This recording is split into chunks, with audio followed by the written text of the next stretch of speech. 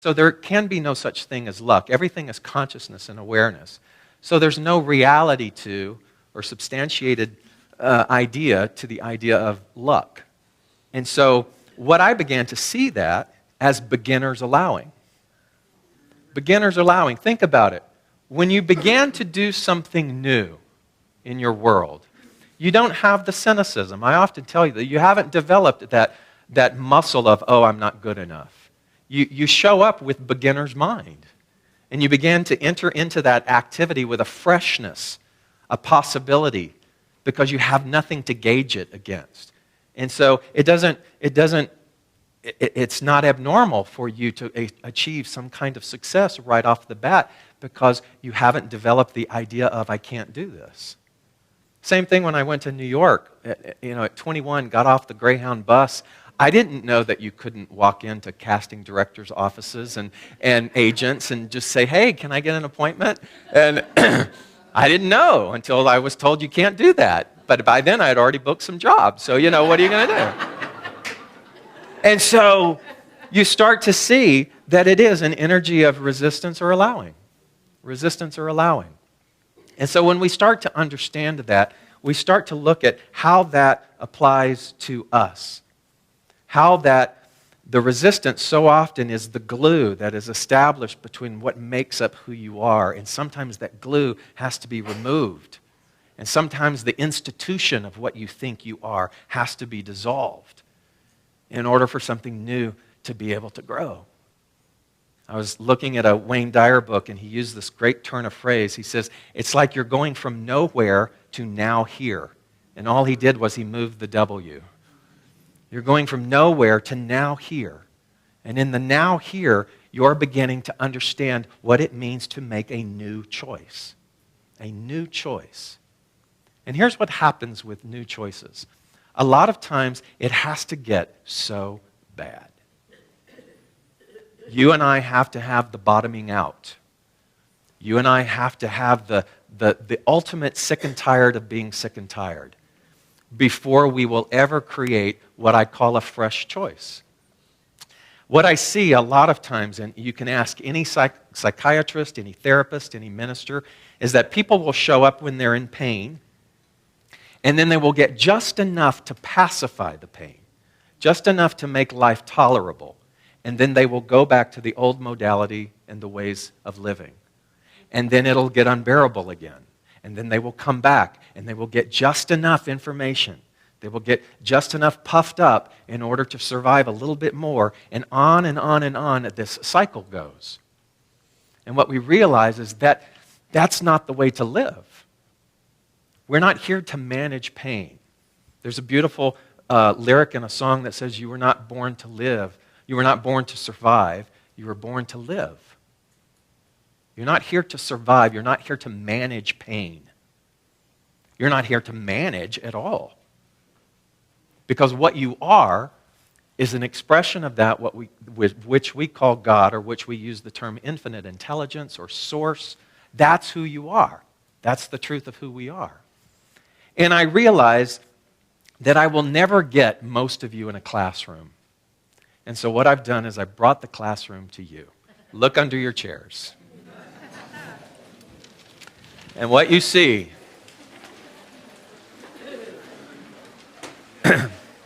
is the basis of our entire teaching. How many times have I said that there's only one power, one presence, one God? And so what does that oneness mean? Well, even though this is a circle, and this circle has boundaries, obviously, that oneness that we talk about, the connectivity of all life, has no boundaries. But for the sake of a diagram, there has to be a boundary, right? But what this circle represents is the oneness or the allness of that which we call God. Intelligence, mind. In quantum physics, they talk about the field. So even though you're sitting now in this chair and you think you're separate, you're a separate carcass from the carcass next to you, right? You're still connected because it's not the body. The body is just temporary, but what you are is your consciousness consciousness within the body. And your consciousness is connected to the consciousness of the person next to you and the person next to you and the person next to you. Your consciousness is actually attributed and connected to every living thing. You're connected to the leaf on the tree, the grass out there. You cannot be separate. So in this field of allness, that's why in the scripture it says where two or more are gathered. What that's talking about is quantum physics, where you start to get minds together thinking on the same thing. Just as you create personally, you also create collectively. Right? So the circle is the all, and we'll call it the one mind, because there's only one mind. Do you know that the mind of Albert Einstein is your mind? The mind of that, we'll take it even further, the mind of that which created worlds, created the universe, is your mind. It's just that you and I haven't accessed it to that degree. But you have the capability and the power because it is within you. It's not something that has to be earned. It's already inside of you. I can't stress enough how potent and how powerful you are and the potentiality that rests inside of you. So with the understanding then that this is one mind, then you get there's two aspects, not two minds, but two aspects to that one mind. The first one we call the objective mind, or some schools of thought call it conscious mind. And this is where you choose. And you choose all the time. You choose what you wore, you choose what you eat, you actually choose what mood you're in. You choose whether or not you hate these chairs, or you choose whether or not you're so enthralled by what I'm saying that you forget that you're sitting in the chair. You choose that. That's not my responsibility. You're actually choosing that. You're choosing whether or not you hate your job. You're choosing whether or not you want to hold a grudge against the family member. You're choosing whether or not you think you're poor. You're choosing whether or not you think you're too fat. You're choosing. Those are thoughts that you choose. No outside force is making you choose that. And so the power then that comes with understanding that life is choice. And here's the thing about choice. It's not choice, pause, pause, pause, pause, choice, pause. It's choice, choice, choice, choice, choice, choice, choice, choice, choice, choice, all day long for the rest of your life.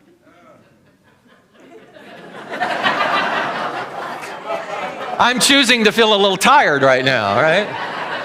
But that's the canvas. See, you can look at it this way. That's the infinite canvas of choice that you have. And so what happens with that choice? Well, you see the little arrow. The arrow then goes to the subjective. That's, again, not a separate mind. That's another aspect of the one mind. And the subjective, what was the term you used, Gene? The receiver, the willing servant. That the subjective is the willing servant. In other words, all it does is it takes whatever you choose. If you choose that the world sucks and that everybody's out to get you, the subjective part of that mind goes, okay. And so then what happens is you can draw another arrow to form, and then you will start to create all kinds of evidence of how the world sucks and how everybody's out to get you. But it's not because that's what exists out there. It's that that's what you chose. So guess what? If you chose, I live in a world that works. But see, it's not a one-time choice. It's a lifestyle choice. It's what we call dwelling. The indwelling thought, the indwelling pattern of thought within you. You can't just say one affirmation and then expect your work. My work is done here. This house is clean.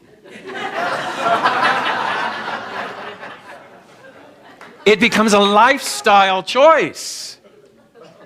So you can't just say, I live, the world supports me. I live in a friendly universe. The world has my back. Everywhere I go, I am supported, I am greeted, I am loved for what it is that I do. My work has value, and there is reciprocal action because that value is now brought back to me tenfold, multiplied abundantly. I don't just get to say that one time. I have to live that. That living, that constancy then goes into the subjective mind, and the subjective mind goes, great. Also, the subjective mind is the warehouse of all thought. Any thought that's ever been thought is in that portion of the mind. Any thoughts that Einstein had in there are there. That means that you have access to that. You can't just say, I'm not good enough. That's your choice. You are more than capable. But you have become so accustomed to that. And so then what we get out of those things is form. Now here's the thing. That fresh choice, you get sick and tired of being sick and tired. And so you make a choice. We call that, and I can see all my people in my class going, oh, okay. We call that first cause. And one of the phrases we often say in the science of mind is, you are first cause to your experience. You are first cause to your experience. You are responsible for the experience of your life. Think about the responsibility of that, but also think about the freedom of that. See, most of us don't hear that from a place of freedom. Most of us hear that from a place of injustice. But you've got to tweak that hearing. And you've got to realize, oh my God, if I'm responsible for the quality of my life, that means there's no limit to the quality of my life. But if I hear that I'm responsible for the quality of my life, then I can become indignant. And I can say, how dare you? And you get to continue believing that way. So when you make a fresh choice, that's called a first cause. But guess what? If you don't make a fresh choice, draw an arrow then from form up to objective. What does that mean? What does the arrow drawn from form to objective mean? It means that the choices that you are making, you're looking back at form, and that's where you're making your choice. You're looking at the conditions of the world, and that becomes how you begin to choose what it is that you believe. That becomes how you actively continue, same old, same old. That's the pattern, that's the habit of choice. And again, how do you break that cycle? How do you break that cycle? I want to tell you something. When you do that, when you just make your choices same old, you make them from form, you look at your checking account, the checking account says 0, and so you think that you don't have enough. How many times have you been there? And so you do that. You hear I got in touch with some of the relatives on my dad's side, people that I've never even known. And these conversations are all about how genetically malfunctioned we are. And this lineage on your grandmother's side has this abnormality, and this lineage on your grandpa's side has this abnormality. Oh yeah, cousin so-and-so has that. Right? And they've just accepted this as their truth. And so there's been no fresh choice to say, that doesn't have to be my reality. That doesn't have to be my reality. You go to the doctor, you've been told that you must obey and believe whatever the doctor tells you. That's what that is then. That's called a secondary cause. You live your life from secondary cause when you do not make a fresh choice, when you do not buck the system, when you do not go, wait a minute, if I'm infinite potentiality here, why am I having to accept something that somebody's told me? Do I have to accept that? Or can I make a fresh choice if I'm infinite potentiality? But man, it takes spiritual guts. It takes spiritual guts to practice making a fresh choice cause all the time and to live from that space. And do you realize that most people live their life from secondary cause? This is your life on paper. Everything that is created comes from this creative process. Every single thing. You are not an exception to this rule. If you want something better in your life, you can't expect it to come from another person or another thing. It starts with you. It starts with you.